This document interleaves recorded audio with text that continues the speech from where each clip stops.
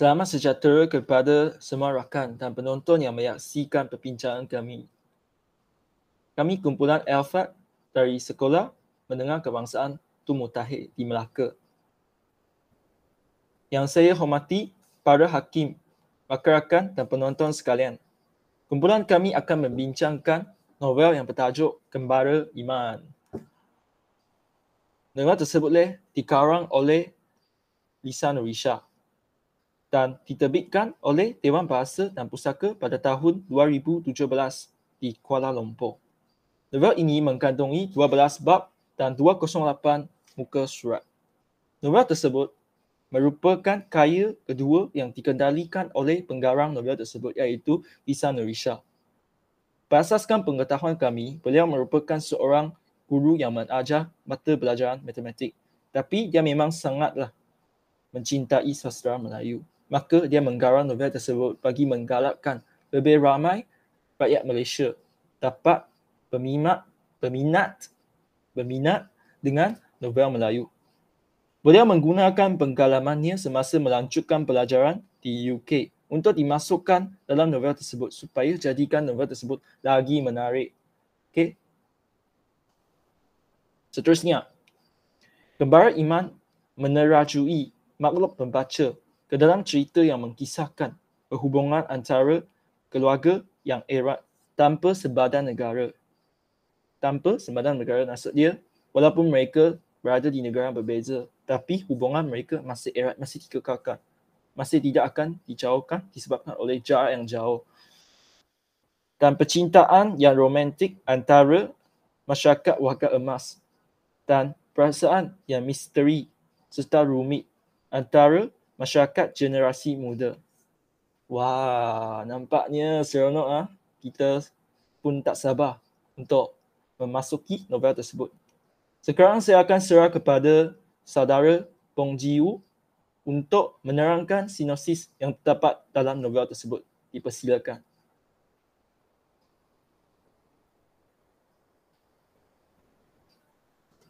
Terima kasih ucapkan kepada saudara Teo Wen Chin.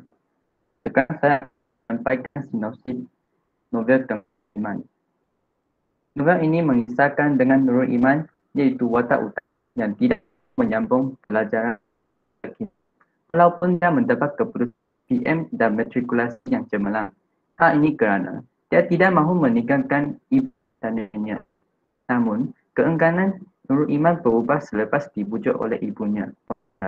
Ibunya menceritakan mengenai kisah nenek Nurul Iman iaitu Puan Sofia yang kini sedang menghidap penyakit Alzheimer. Menurut ayat Nurul Iman, Encik Adam, Puan Sofia ialah orang Itali yang berkahwin dengan Datuk Nurul Iman, Megan Mansuri, iaitu orang Melayu. Mereka berkahwin sebelum mendapat persetujuan pihak lelaki. Perkahwinan mereka mendapat penentuan daripada moyang Nurul Iman dan akhirnya perkahwinan mereka berjaya dipisahkan. Setelah Datuk Nurul Iman tidak pulang selama sebulan, Puan Sofia dan Puan Zara dihalau keluar dari rumah. Oleh sebab itu, Puan Zara mahu Nurul Iman melanjutkan pelajaran di United Kingdom supaya berpeluang ke Itali dan dapat menjaki keluarga neneknya. Berpeluang memenuhi.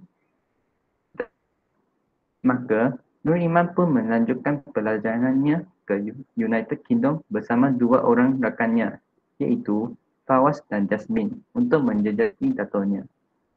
Dalam perjalanan, Nurul Iman menghadapi banyak cabaran dengan berbagai cara. Nurul Iman juga mendapat bantuan daripada banyak pihak seperti Florence. Akhir sekali, Nurul Iman kembali ke Leicester untuk melanjutkan dan berjaya menjejaki datuknya di Rome. Sekian, terima kasih. Saya serahkan kembali kepada saudara Teo Wen Chin.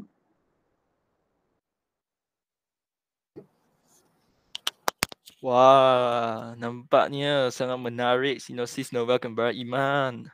Apakah cabaran yang akan dihadapi dalam perjalanannya ke Eropah, ke United Kingdom untuk mencari datuk dia?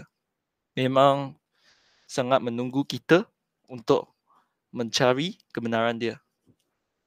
Sekarang Saya terima kasih kepada saudara Pong Ji Woo yang tadi menjelaskan sinopsis novel Gambaran Iman kepada kita. Sekarang, saya akan serahkan kepada Chong Yi Hao untuk menjelaskan tema yang terdapat dalam novel tersebut. Dipersilakan. Terima kasih saya ucapkan kepada saudara Teo Wen Jin. Sekarang saya akan menerangkan tema dalam novel ini. Novel ini dia bertema ketabahan dan kecekalan seorang gadis muda yang bernama Nurul Iman dalam mengejar keluarga nenek dan atolia. Itu saja daripada tema. Sekian terima kasih. Saya serahkan kembali kepada saudara Teo Wen Jin. Wah, terima kasih Chong Yi Hao atas penerangan dia terhadap tema yang terdapat dalam novel tersebut. Maka, novel tersebut agak-agaklah ia bertemakan ketabahan seorang gadis muda iaitu Nurul Iman untuk mencari datuk dia dan menjejak keluarga nenek dia di Eropah. Oh, okey, boleh. So, sekarang kami masuk bahagian persoalan yang akan dibentangkan oleh saya, Teo Wen Jin. Dipersilakan. Okey, sekarang kami kena tengok persoalan. So, persoalan yang pertama ialah ketabahan seorang perempuan mengharungi kesulitan hidup. Sebagai contoh, Nurul Iman, watak utama dalam novel tersebut, tidak pernah berputus asa untuk mencari datuknya di UK walaupun menghadapi banyak cabaran. Nanti kami akan tengok cabaran dia dalam binaan plot yang seterusnya. Persoalan yang kedua ialah kepentingan agama Islam sebagai pegangan dan panduan hidup. Sebagai contoh, semasa dia menuju ke stesen bas St. Margaret's, pegangan agama Islam mendorongnya untuk menjaga peradaban diri sendiri dan tidak menjadi salah satu orang yang hanya mementingkan hiburan saja, yang minum arak ataupun bergaul dengan rakan-rakan yang hisap dadah saja. Okay. Seterusnya, kami akan tengok persoalan yang ketiga iaitu kisah percintaan yang mendalam. Kisah percintaan antara Datuk Iman iaitu Megat Fansuri dengan nenek Iman iaitu Puan Sofia yang sangat menarik. Walaupun mereka punya percintaan dan perkahwinan selalu dipantah oleh ahli keluarga, dipantah oleh ibu bapa mereka yang kepala batunya, tapi mereka masih gigih dan tabah untuk mempertahankan percintaan mereka. Ini sangat mengagumkan. Dan persoalan yang terakhir ialah kesetiaan terhadap persahabatan. Sebagai contoh, Nurul Iman sanggup menolak percintaan terhadap Fawaz untuk mengekalkan persahabatan dengan rakannya. Okay, maksudnya sahabat lebih penting daripada cinta yang kita boleh contohilah dalam novel tersebut. So, sekarang kami sudah tengok sinopsis, tema, persoalan. Seterusnya, saya akan serahkan kepada saudari So Fang Hui untuk menerangkan watak dan perwatakan dalam novel tersebut. Dipersilakan. Terima kasih kepada saudara Teo Wen Jin. Sekarang saya akan menerangkan watak utama dan watak sampingan. Watak utama dalam novel ini ialah Nurul Iman. Nurul Iman seorang yang sukar meluahkan masalah yang disimpan dalam hatinya. Contohnya, Nurul Iman rindu akan ibunya, tetapi tidak perlu pernah meluahkan kata-kata rindu dan mematikan panggilan selepas beberapa minit berbuah-buah.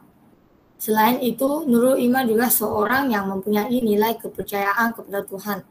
Contohnya, Nurul Iman mencari kekuatan kepada Tuhan.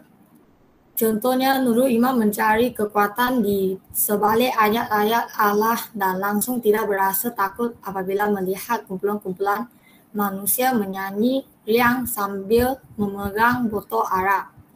Seterusnya, Nurul Iman juga seorang yang mempunyai sikap kesyukuran. Contohnya, Nurul Iman bersyukur dirinya dilahir dalam lingkungan Islam yang menjaga tertib dan fitnah manusia. Nurul Iman juga seorang yang bijak. Contohnya, Nurul Iman melanjutkan pelajarannya ke United Kingdom dengan keputusan yang cemerlang dalam SPM. bersama dengan rakannya Jasmine dan Fawaz. Nurul Iman juga seorang yang mempunyai sikap insaf akan kesalahan yang dilakukannya.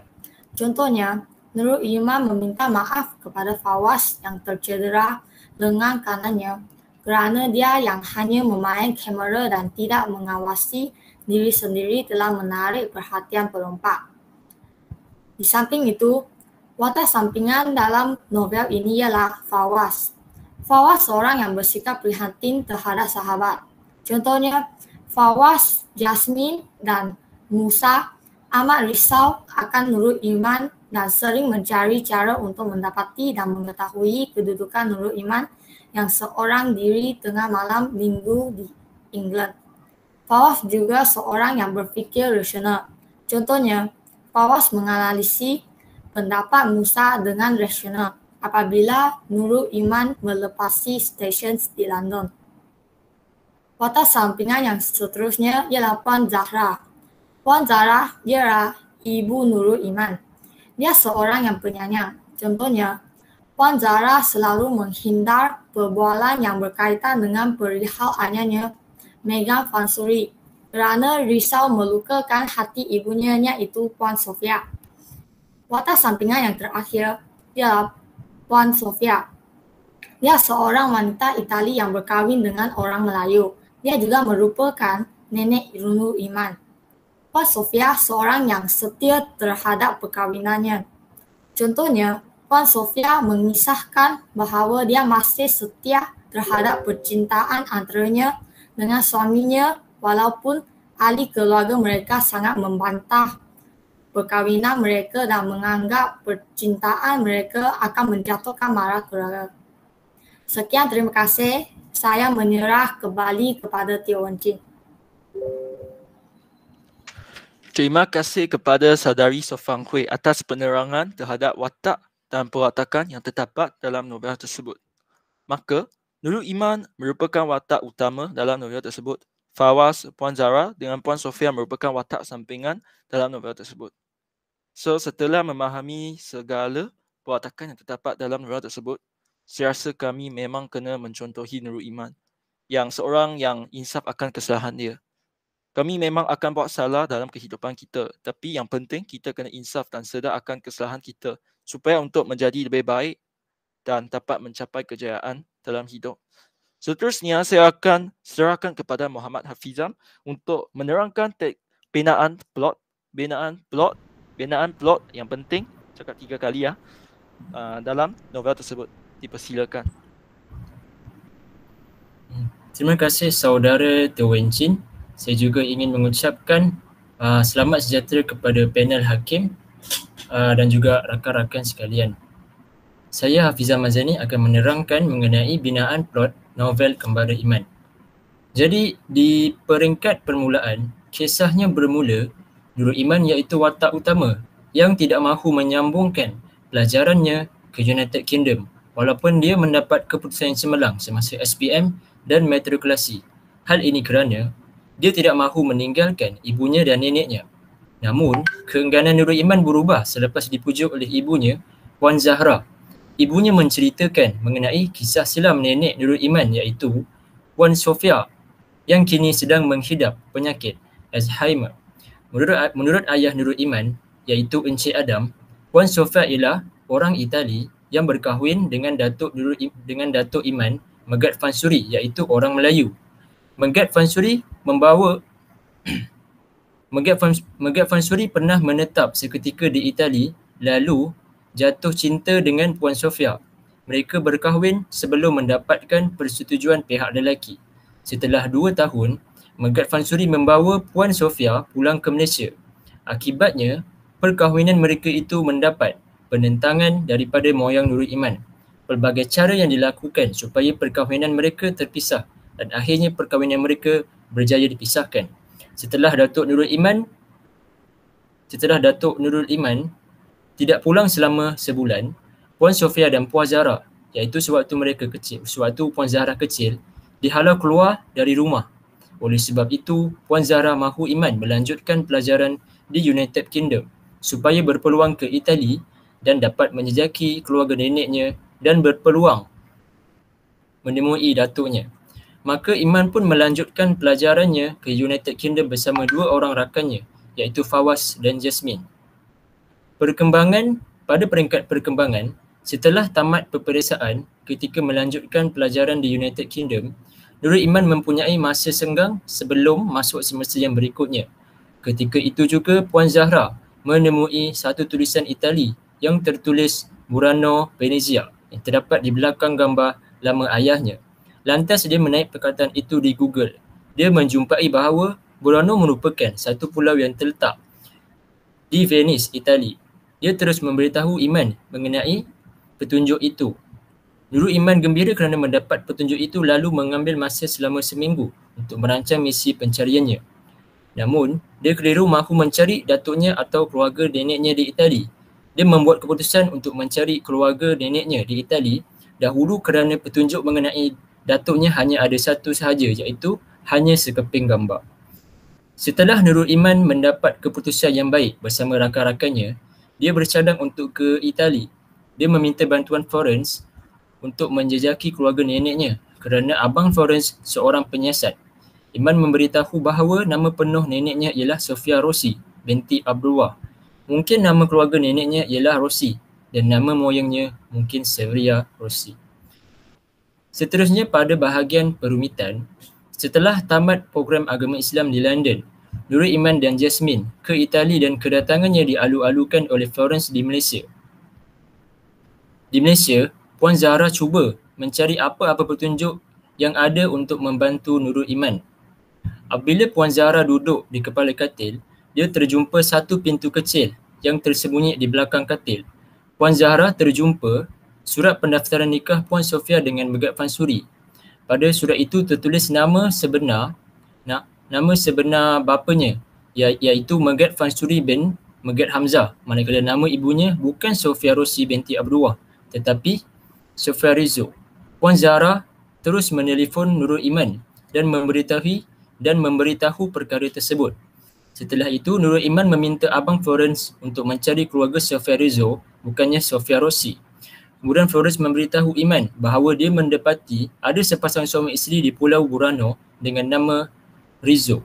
Hari berikutnya, dia pergi ke Pulau Burano dan berjaya menjumpai Elena Rizzo. Elena Rizzo ialah kakak kepada Sofia Rizzo. Elena Rizzo menceritakan bahawa nama asal Puan Sofia ialah Sofia Rossi. Dia menukar nama keluarganya kepada Rizzo kerana moyangnya, iaitu ibu Puan Sofia, berkahwin dengan lelaki lain. Ketika berkahwin, Puan Sofia menggunakan nama keluarga Rizzo tetapi dia menggunakan nama asalnya Sofia Rossi untuk mendapatkan kerakyatan di Malaysia. Melalui kisah ini didapati bahawa nenek dan datuknya berkahwin lari kerana moyang Nurul Iman tidak dapat menerima datuknya. Moyang Nurul Iman telah menulis satu surat kepada Sofia sebelum dia meninggal dunia.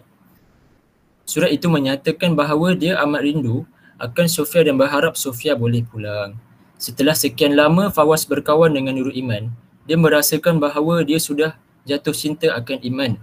Dia memulakan langkahnya dengan meluahkan perasaan kepada Nurul Iman dengan menghantar makanan bersama surat luahan perasaan. Akan tetapi, Jasmine sudah membaca surat itu terlebih dahulu. Ini menyebabkan mereka berdua bergaduh.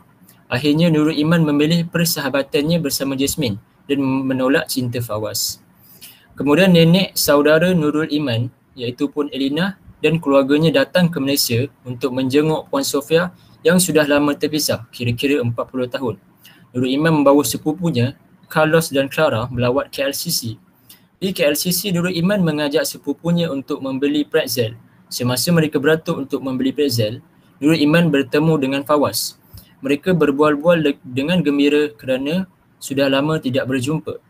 Apabila Nurul Iman membuat bayaran, dia terlanggar seorang lelaki lalu dompetnya tercampak ke lantai. Fawaz lantas mengutip dompet itu. Fawaz terpaku apabila melihat gambar yang terdapat dalam dompet Nurul Iman. Fawaz menyatakan bahawa Datuk Iman yang terdapat dalam gambar itu merupakan abang kepada neneknya. Fawaz membawa Nurul Iman berjumpa ibunya untuk berbincang mengenai perkara ini. Selepas berbincang, mereka mengesahkan bahawa Datuk Iman merupakan abang kepada nenek Fawaz. Setelah itu, mereka berjumpa dengan Puan Seri Puteri iaitu nenek Fawaz. Puan Seri Puteri lah yang merupakan punca perpisahan antara Puan Sofia dengan Megat Fansuri. Puan Seri Puteri terus meminta maaf kepada Puan Zara, tetapi Puan Zara tidak ingin memaafkan dia. Seterusnya pada bahagian klimaks, Nurul Iman kembali ke Leicester untuk melanjutkan pelajaran. Dia berbincang dengan Fawaz bagaimana untuk menjejaki Megat Fansuri. Akhirnya, Fawaz menjumpai bahawa Datuk Nurul Iman berada di Rom. Setelah selesai kelas pada hari Jumaat, mereka terus ke lapangan terbang untuk ke Rom. Akhir sekali, Nurul Iman berjaya menjejaki datuknya, Megat Fansuri, dan mereka bertemu kembali selepas 40 tahun. Akhir sekali pada bahagian peleraian, Megat Fansuri meminta maaf kepada Sofia kerana membiarkan dia seorang diri. Mereka pun tinggal bersama-sama. Sofia Rizzo menghembuskan nafas terakhir selepas 40 hari pertemuannya dengan suaminya. Tidak lama kemudian, Megat Fansuri juga meninggal dunia. Nurul Iman pula menolak cinta Fawaz buat kali yang kedua. Dia juga mendapat ijazah dan terus menyambung pelajarannya. Jadi itu sahaja perkara mengenai binaan plot novel Kembar Iman. Saya ingin serahkan kembali kepada saudara Teo Wen Chin. Sekian, terima kasih. Terima kasih kepada saudara Hafizah Masani yang menerangkan binaan plot kepada kita. Maka sekarang konsep cerita ini saya rasa sudah diukir, sudah masuk kepala kita, sudah masuk otak kita. Sangat terharu akhirnya Nurul Iman berjaya mencari datuk dia. Dan saya rasa ini merupakan satu penjelasan yang terbaik untuk atau bagilah semua pembaca yang sangat suka membaca novel ini. Novel ini bukan sahaja menggabungkan unsur percintaan, persahabatan, kekeluargaan dan keagamaan, tetapi juga dia menceritakan banyak nilai yang terkandung dalam novel tersebut. Sekarang, saya akan mempersilakan saudari Kuan Mingyi untuk menceritakan gaya bahasa yang terdapat dalam novel tersebut. Dipersilakan.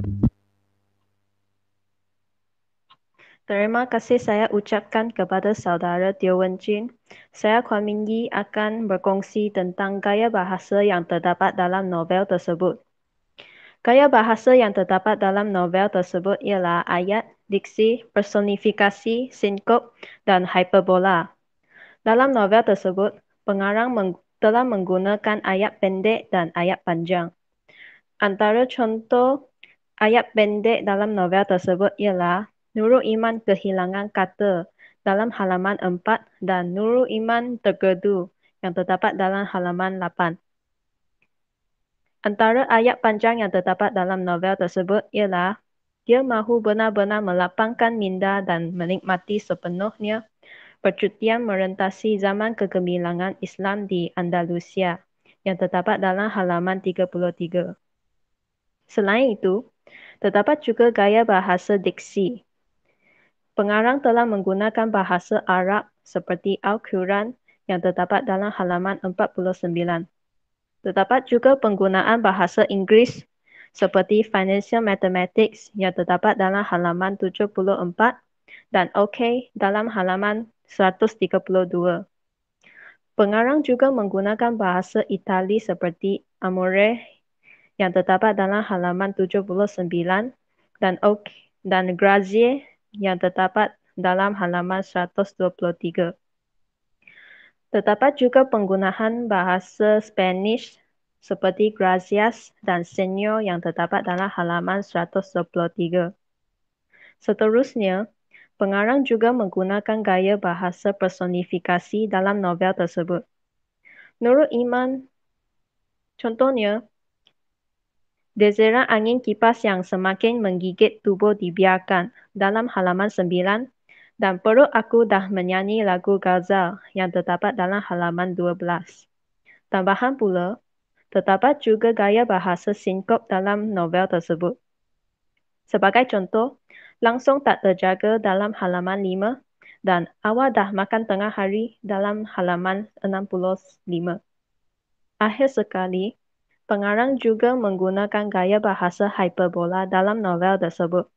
Contohnya, bola matanya tertancap pada dinding dan menembusinya dalam halaman 100 dan dahi Puan Zahra berkerut hingga mencantumkan keningnya dalam halaman 129.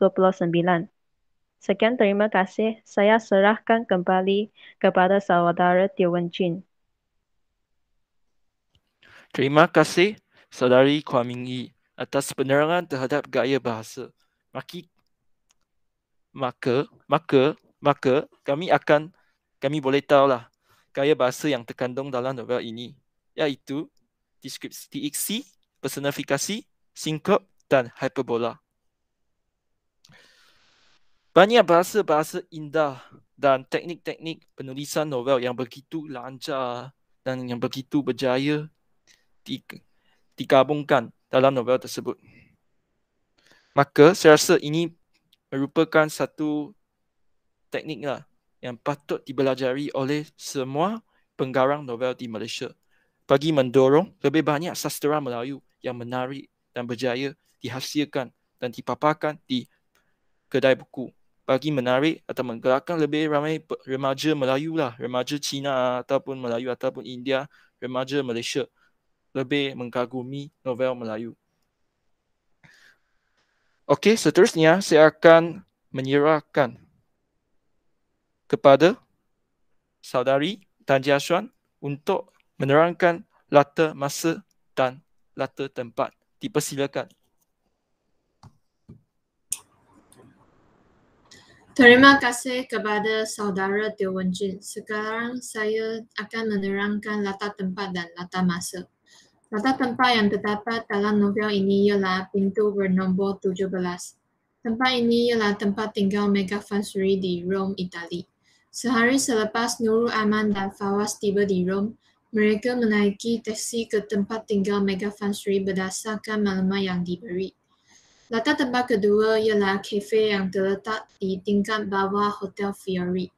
Ketika mereka sampai Itali, mereka pergi ke sebuah kafe untuk isi perut. Di sana, Nurul Aiman keliru mengenali seorang lelaki sebagai datuknya. Seterusnya, KLCC. Nurul Aiman membawa sepupunya, Carlos dan Clara, melawat ke KLCC. Semasa mereka beratur untuk membeli pretzel, Nurul Aiman bertemu dengan Fawaz. Ketika Fawaz menolong Nurul Aiman menguntit dompet, dia mendapati Datuk Nurul Aiman ialah abang neneknya. Tambahan pula, London. Nurul Aiman, Jasmine, Fawaz dan Musa pergi ke London untuk menyertai program unjuran Mercy Mission yang mengumpulkan orang Islam dari seluruh United Kingdom. Selain itu, Pulau Bruno, Venesi. Pulau ini ialah kampung Sofia Rizzo. Akhirnya, University of Leicester. Universiti ini merupakan Universiti Nurul Aiman, Jasmine, Fawaz dan Musa. Latar tempat yang terdapat dalam novel ini ialah 40 tahun. Mega Fansuri dan Sofia Rizzo bertemu kembali selepas 40 tahun. Selain itu, 40 hari. Sofia Rizzo menghembuskan nafas selepas 40 hari dia bertemu dengan suaminya, Mega Fansuri. Di samping itu, 5 jam.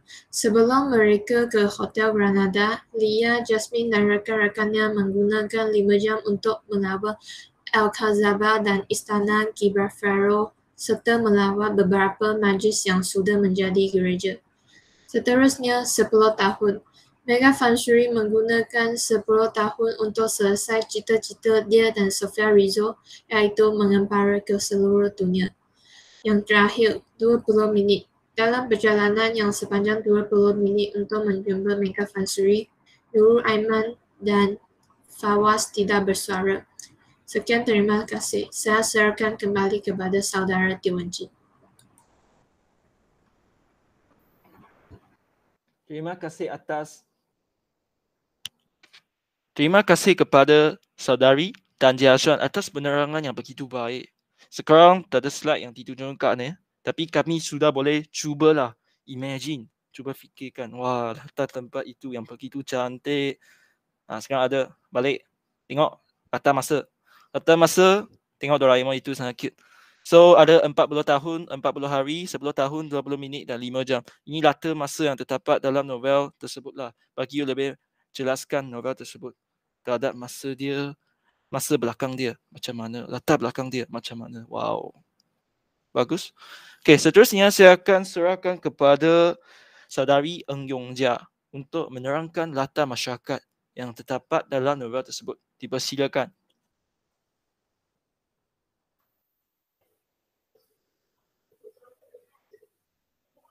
Terima kasih saya ucapkan kepada saudara Teo Wen Jin. Sekarang saya akan menerangkan latar masyarakat yang terdapat dalam novel ini.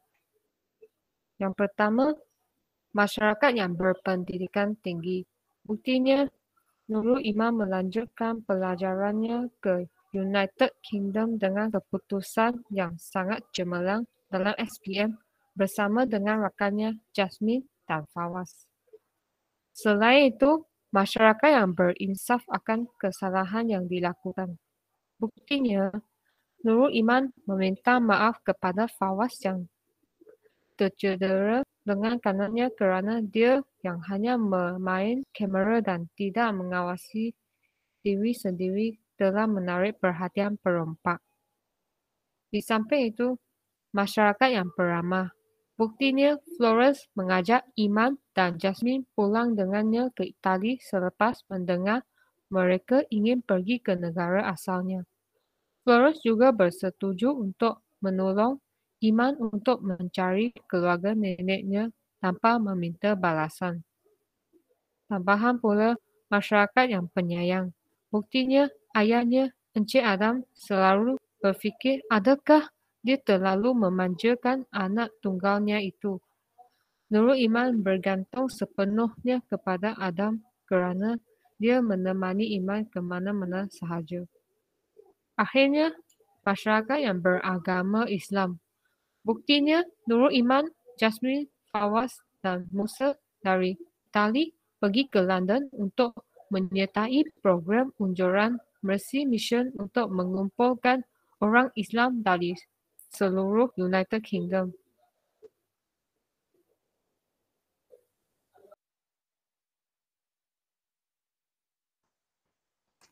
Wah, terima kasih saudari Eng Yong Jia. Ini latar masyarakat yang terdapat di negara Eropah ataupun dekat Malaysia lah. So memang sangat menarik ni latar belakang novel tersebut. Sekarang saya akan serahkan kepada saudari Sofang Yi untuk menceritakan nilai yang terdapat dalam novel tersebut. Dipersilakan.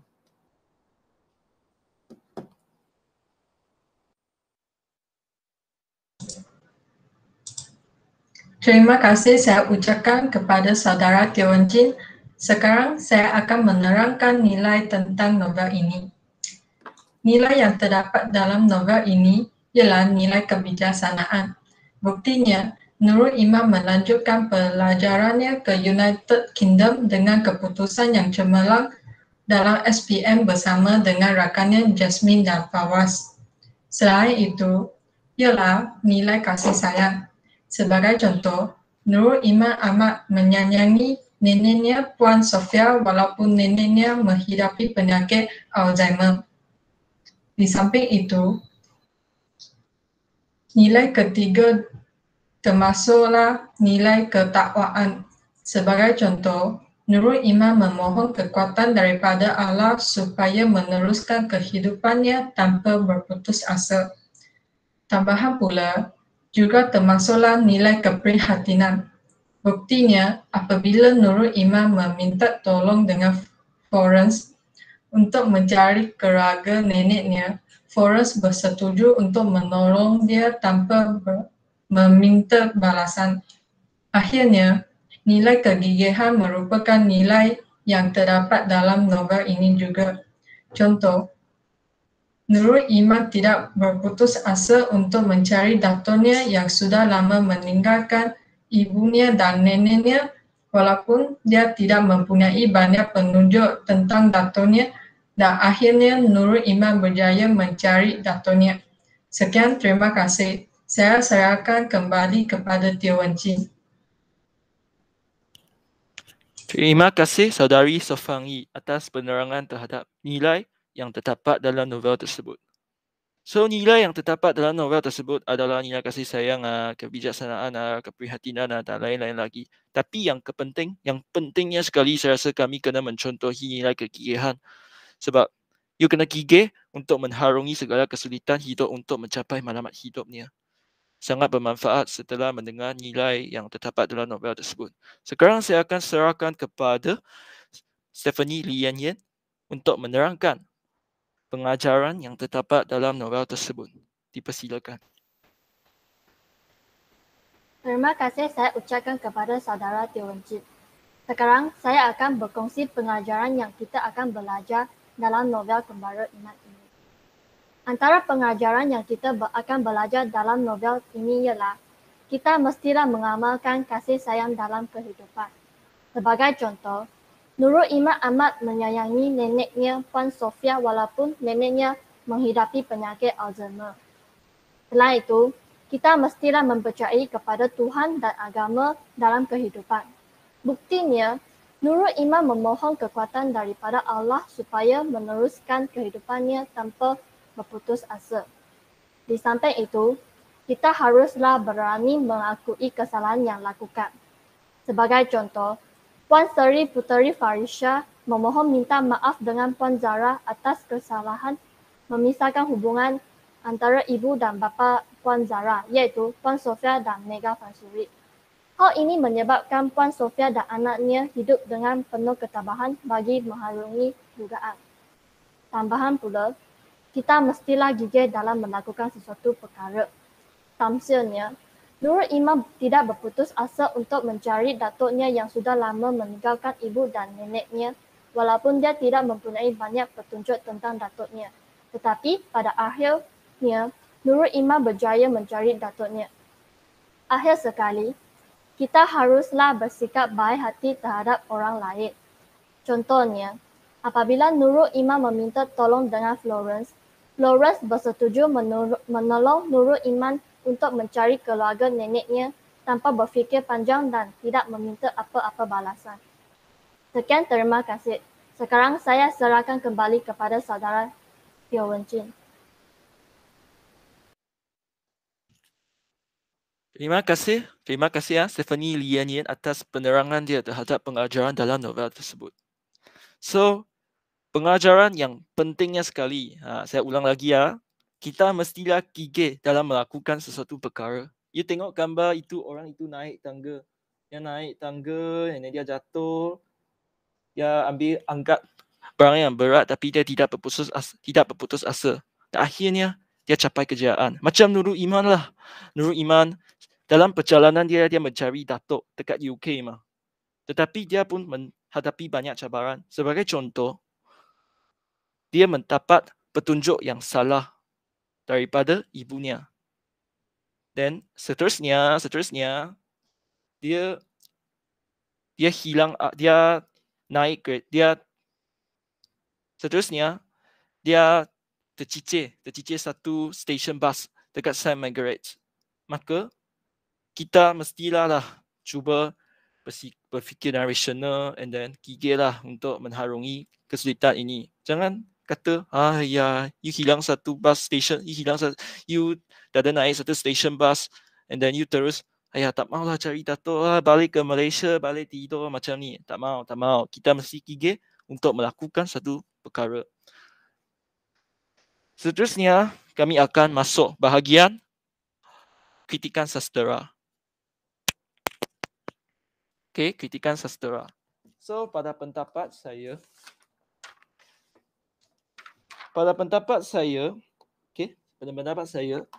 saya rasa kita kena, saya sudah cakap novel ini mengisahkan ketabahan seorang perempuan remaja untuk mencari datuk dia dekat UK. Ini kegigihan, keyword. Kata-kata yang penting ialah kegigihan. Maka saya rasa perwatakan Nurul Iman tersebut boleh menjadi satu motivasi bagi menggalakkan lebih ramai remaja perempuan supaya lebih bersikap gigih untuk mencapai kejayaan. So, inilah pendapat saya. Sekarang saya akan serahkan kepada Muhammad Hafizah Mazani untuk teruskan pendapat dia. Dipersilakan. Terima kasih. Terima kasih saudara Teo Wen Chin. Selain itu, apa yang menarik mengenai novel Kembara Iman pada pendapat saya ialah kepelbagaian latar tempat yang terkandung dalam novel ini. Hal ini kerana kepelbagaian latar tempat ini menjadi penarik kepada golongan remaja, khususnya golongan remaja, kerana novel ini novel remaja untuk membaca novel ini. Kami juga mendapat tahu bahawa latar tempat yang terdapat dalam novel ini berdasarkan pengalaman yang dimiliki oleh penulis ini apabila melancong ke beberapa buah tempat di luar negara. Contohnya tempat yang terkandung dalam novel ini ialah Alhambar, Al-Kazaba, Istana Gibirafaro dan Istana Gibrafat. Itu sahaja. Sekian, terima kasih. Saya serahkan kepada So Fang Hui. Silakan.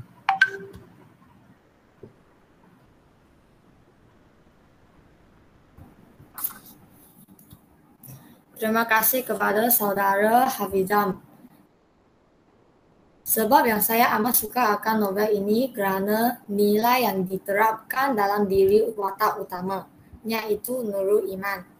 Nurul Iman dia seorang yang gigih dan berusaha dalam akademiknya untuk mencapai keputusan yang cemerlang demi masa depannya.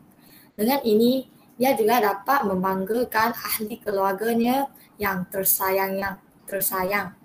Seterusnya, saya akan menyerah kepada saudari Sofangi. Terima kasih saudari So Fang Hui. Pada pendapat saya berharap peleraian dalam novel ini adalah peleraian yang gembira, iaitu Nenek Iman, Puan Sofia dengan Datuk Iman Mega Fansuri dapat hidup dengan bahagia di Malaysia serta dapat hindar daripada kematian pada peleraian novel. Sekarang saya akan menyerah kepada saudari Kwamini.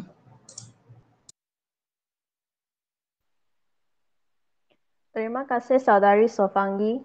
Pada pendapat saya suka novel tersebut kerana pengarang telah menggunakan pelbagai gaya bahasa untuk menyeronokkan pembaca dan pembaca akan lebih berminat untuk membaca novel tersebut sampai sepenuhnya.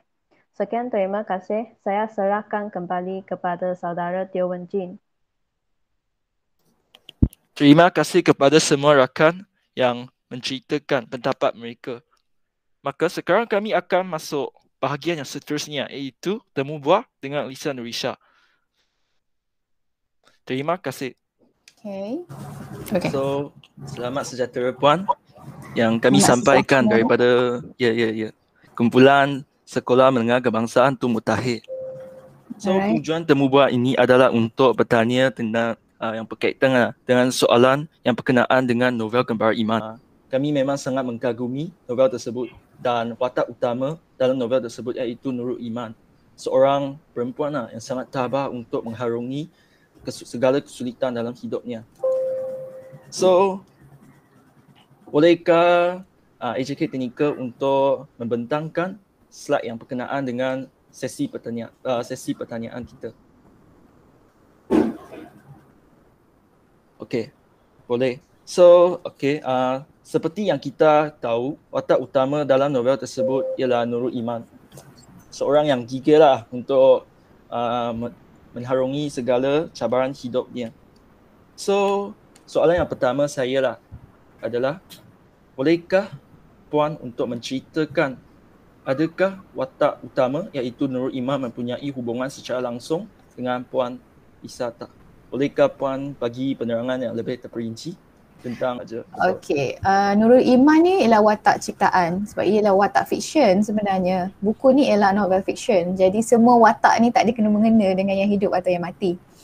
Cuma Nurul Iman ni pengalaman-pengalaman dia sebab dia belajar di United Kingdom, itu ialah ada sedikit pengalaman saya waktu saya belajar di United Kingdom dulu.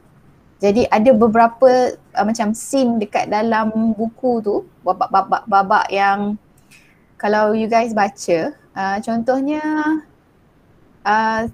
saya tak ingat bab berapa, ada satu waktu tu Nurul Iman ni dia tersesat dalam train. Itu ialah pengalaman saya. Saya tersesat, terlepas train dari, sepatutnya saya berhenti dekat Leicester tapi saya sampai ke Derby. So itu pengalaman saya sendiri. Ada juga beberapa pengalaman, contohnya macam Nurul Iman pergi ke Spain, dia pergi Alhambra, pergi Mezquita, semua tu itu ialah pengalaman peribadi saya. Jadi saya kongsikan dalam watak Nurul Iman. Tapi karakter Nurul Iman tu ialah karakter ciptaan. So saya dengan Nurul Iman memang jauh lah bezanya, cuma Nurul Iman tu cuma karakter ciptaan. Cuma pengalaman tu ada beberapa pengalaman saya selitkan.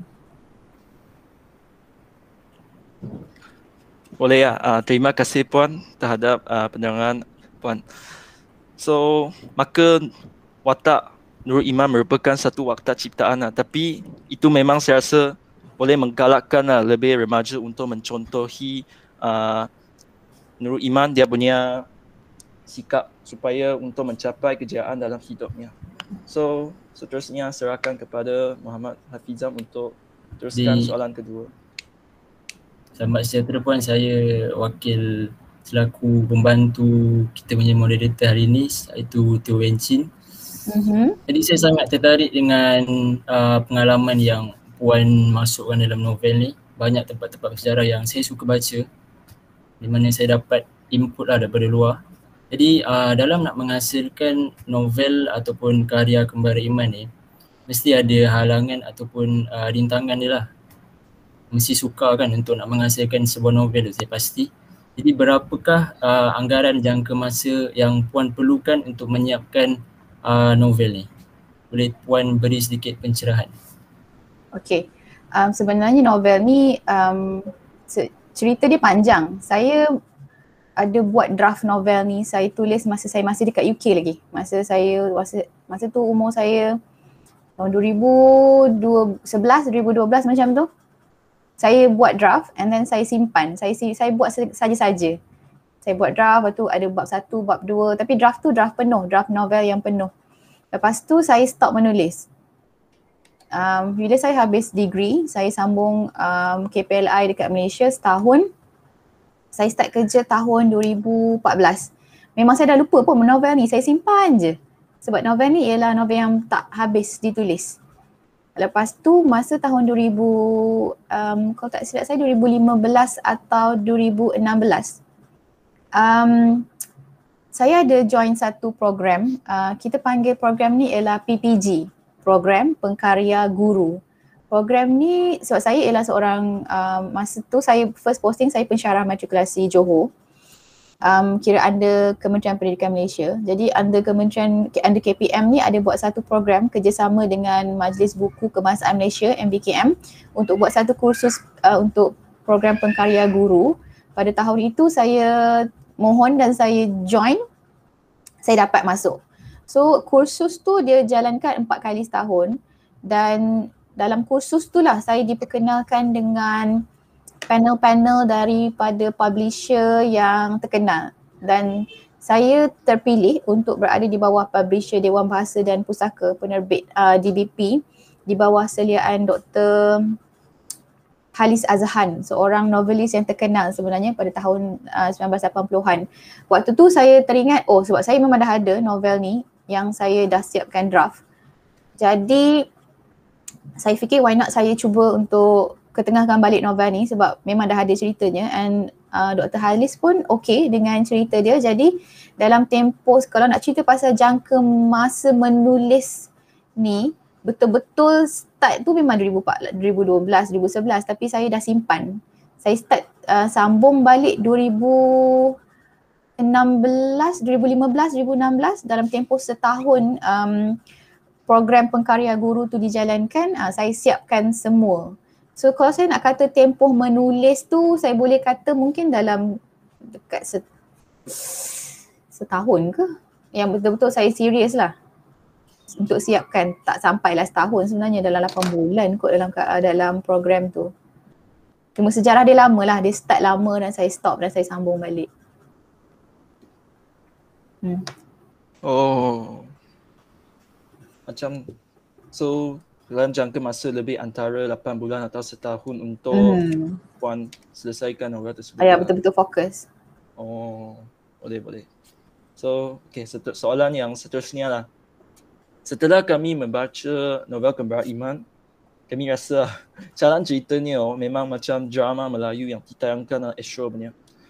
So, soalan yang ingin saya tanyakan adalah, adakah penulis berniat untuk mengembang novel tersebut untuk menjadi drama ataupun filem untuk menggalakkan lebih ramai remaja lebih berminat terhadap novel Melayu? Saya rasa semua penulis pun kalau tanya nak tak kalau novel anda ni didramakan atau difilmkan, semua orang pun akan cakap nak. Cuma sebab saya ada sedikit background penulis, ini bukan buku pertama saya. Ini ialah buku ketiga sebenarnya. Buku pertama dan buku kedua saya ialah buku kanak-kanak, genre kanak-kanak. Ini ialah buku pertama saya untuk genre novel.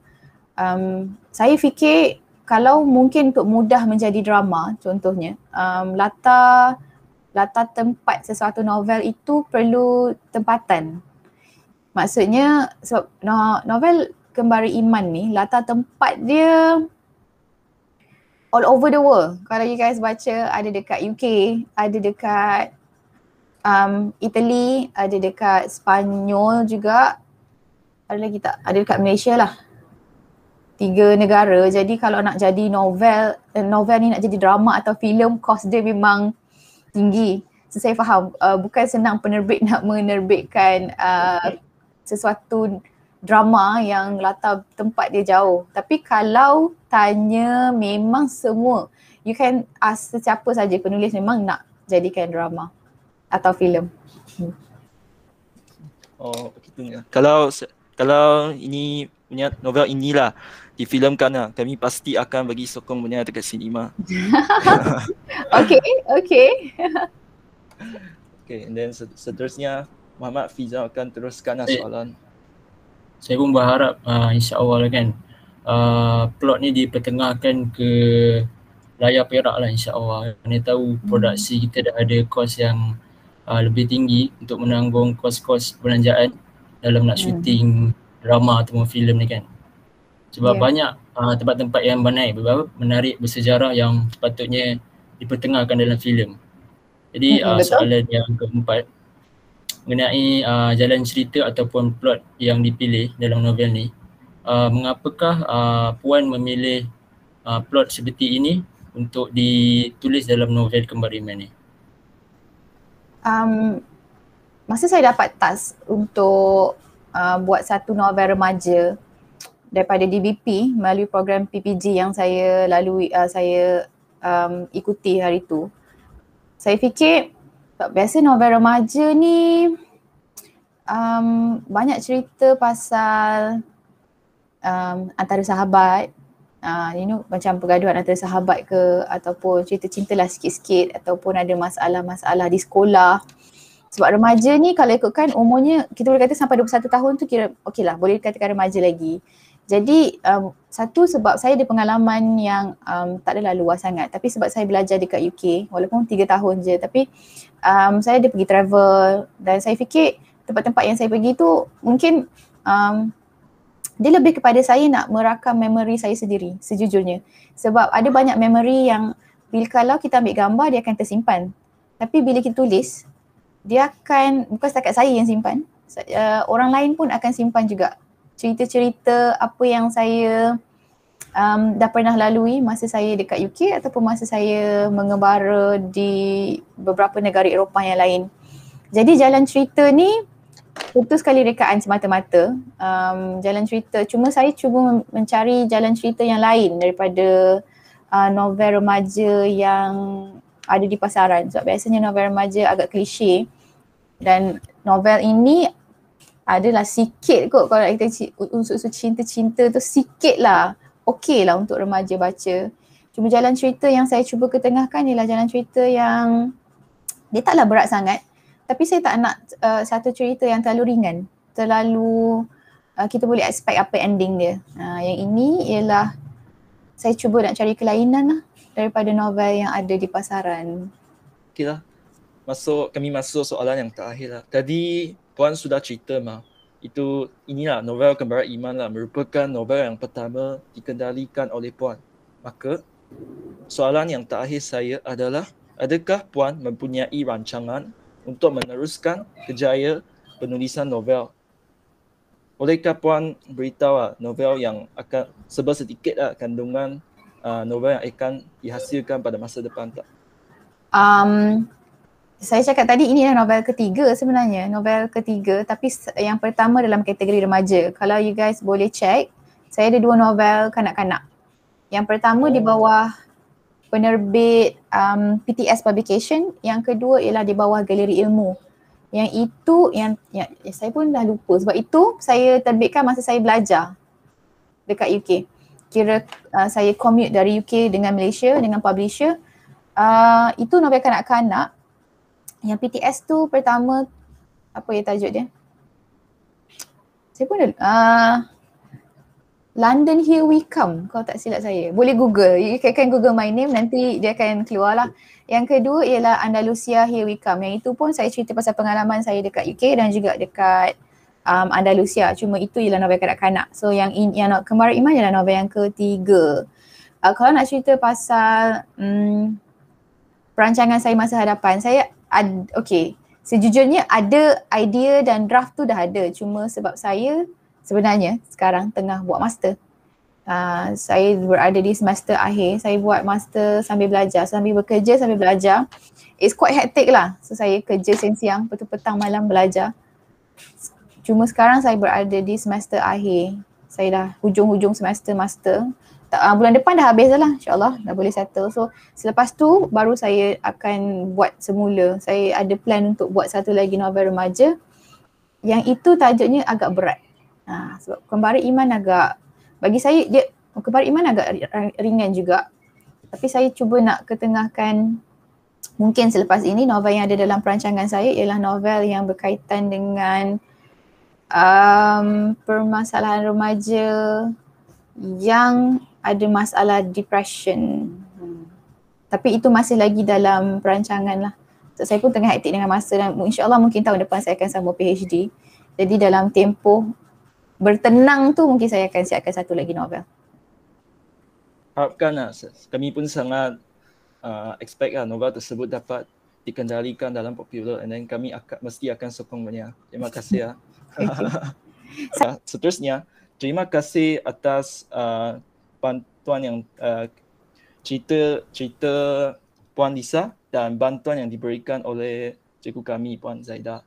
So kami kena menamatkan temu bual tersebutlah. Terima kasih kepada Puan dengan cikgu. Terima kasih.